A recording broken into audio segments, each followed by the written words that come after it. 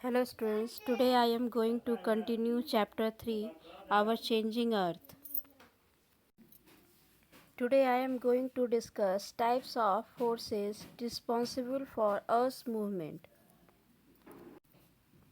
ये दो प्रकार के फोर्सेस हैं, endogenic forces and exogenic forces. इस वीडियो में हम लोग एंडोजेनिक फोर्सेस क्या है और इसके सडन फोर्सेस के इफ़ेक्ट्स क्या होंगे ये हम लोग डिस्कस करेंगे। Endogenic forces. The word endogenic is a combination of two words, endo meaning within and genic means origin. Endogenic दो वर्ड के कॉम्बिनेशन से बना हुआ है। एंडो का मीन्स अंदर और जेनिक का मतलब होता है उत्पत्ति। इस प्रकार जो बल अंदर कार्य करते हैं उसे एंडोजेनिक फोर्सेस कहा जाता है। ये बल कभी कभी अचानक बलों के रूप में और अन्य समय धीमी यानी कि कम बल के रूप में होते हैं।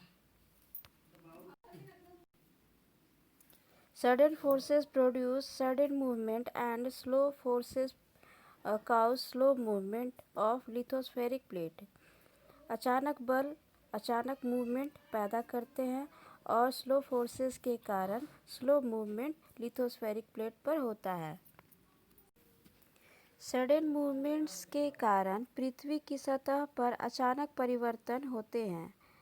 इस मूवमेंट के कारण भूकंप, ज्वालामुखी और लैंडस्लाइड होते हैं। वे पृथ्वी की सतह पर अत्यधिक विनाश का कारण बनते हैं। तो अब हम जानेंगे अर्थक्वेक।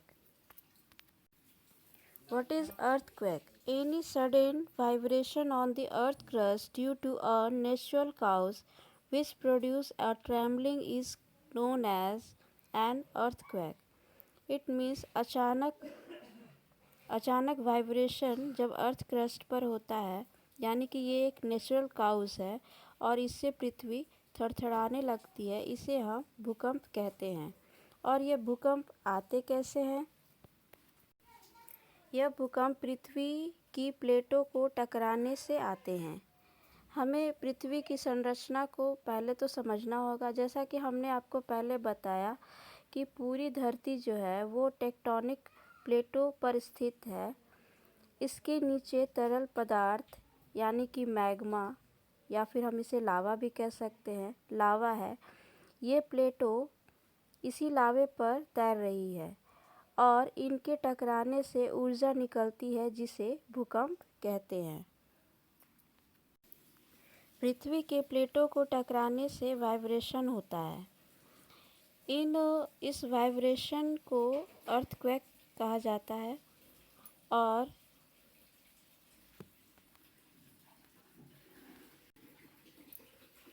ज़मीन के नीचे का स्थान जहाँ भूकंप ओरिजिनेट होता है वह फोकस कहलाता है, जबकि पृथ्वी की सतह पर स्थित बिंदु जो मूल बिंदु से ऊपर है यानी फोकस के उपकेंद्र कहा जाता है, यानी कि एपिसेंटर।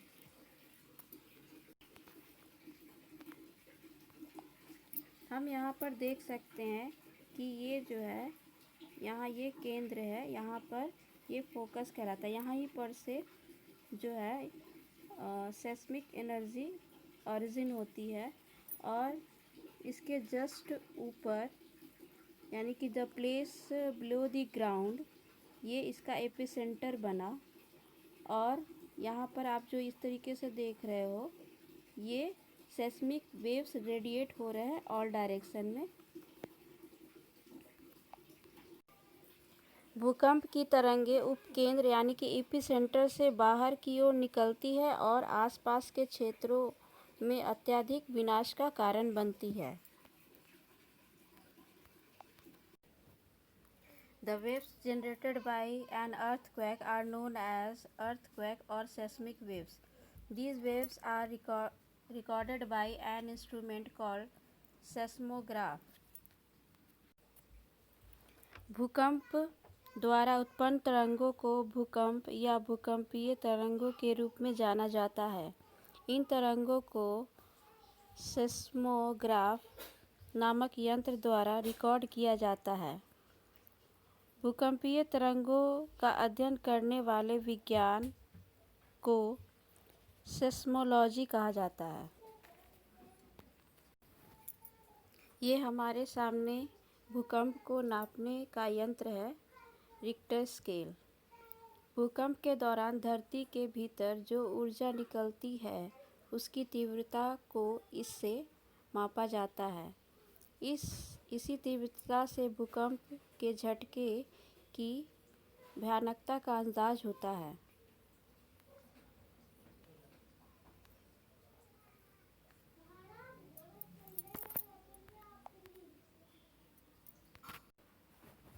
अब हम जानेंगे कि हल्के भूकंप किस तरह के भूकंप को माने जाते हैं। रिक्टर स्केल पर 5 से कम तीव्रता वाले भूकंपों को हल्का माना जाता है, जबकि 2 या इससे कम तीव्रता वाले भूकंपों का रिकॉर्ड करना काफ़ी मुश्किल होता है तथा इसके झटके महसूस बहुत कम किए जाते हैं। ऐसे भूकंप साल में 8000 से भी ज़्यादा आते हैं। अब हम जानेंगे कि मध्य और बड़े भूकंप कौन से होते हैं। रिक्टर स्केल पर 5 और 5.9 के भूकंप मध्यम दर्जे के होते हैं तथा प्रति वर्ष 800 झटके लगते हैं, जबकि 6.6 और 6.9 तीव्रता के तक के भूकंप बड़े माने जाते हैं और 7 to 7.9 तीव्रता के भूकंप जो है और 8 से 8.9 तक के तीव्रता के भूकंप का जो डिस्ट्रक्शन होता है वो बहुत ही ज़्यादा होता है। तो हम इस मैग्नीट्यूड ऑफ अर्थक्वेक के मैग्नीट्यूड को देख सकते हैं कि 2 या 2 से कम में बहुत ही कम इफ़ेक्ट्स होते हैं। 5 या 5 से ज़्यादा होने पर थोड़ा बहुत डिस्ट्रक्शन होता है। 6 या 6 से ज़्यादा होने पर वो काफ़ी भयानक होता है और 7 से ज़्यादा और ज़्यादा होने से ये डिस्ट्रक्शन बहुत बहुत ज़्यादा होते हैं। जैसा कि हम लोगों को पता है कि भूकंप अचानक और प्राकृतिक ये खतरा है। यह वर्ष के किसी भी समय हो सकता है। यह बिना किसी के चेतावनी के संकेत के अचानक प्रभाव लाता है। हालांकि यह एक प्राकृतिक घटना है और मनुष्य इसके बारे में भविष्यवाणी नहीं कर सकते, फिर भी वे निम्नलिखित चरणों का उपयोग करके इसके प्रतिकूल प्रभावों को कम कर सकते हैं। ये प्रतिकूल प्रभाव इस प्रकार से हैं। Special type of structure and building should be developed in the high risk seismic zones.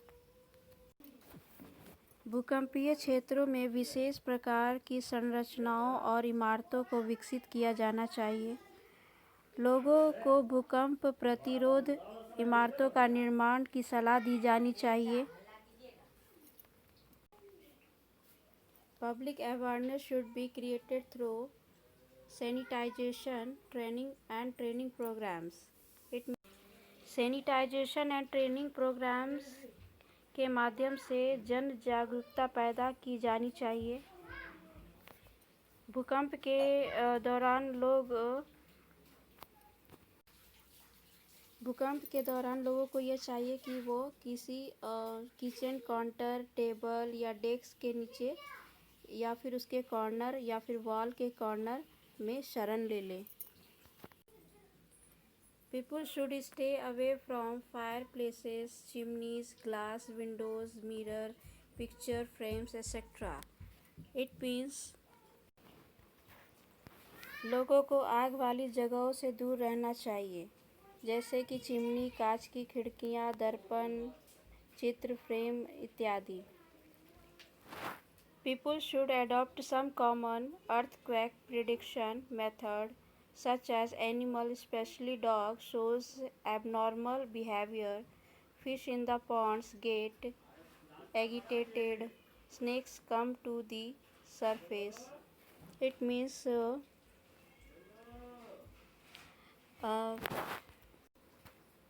लोगों को कुछ भूकंप भविष्यवाणी विधियों को अपनाना चाहिए, जैसे कि जानवर विशेष रूप से जैसे कि कुत्ता असामान्य व्यवहार दिखाते हैं, तालाबों में मछलियाँ उत्तेजित हो जाती हैं और सांप सतह पर आ जाते हैं। इस तरह से हम इसके इम्पैक्ट्स को कम कर सकते हैं। नेक्स्ट वीडियो में एंडोजेनिक फोर्सेस के सडन फोर्सेस के इफ़ेक्ट्स यानी कि वोल्केनोज के बारे में डिस्कस करेंगे। Thank you.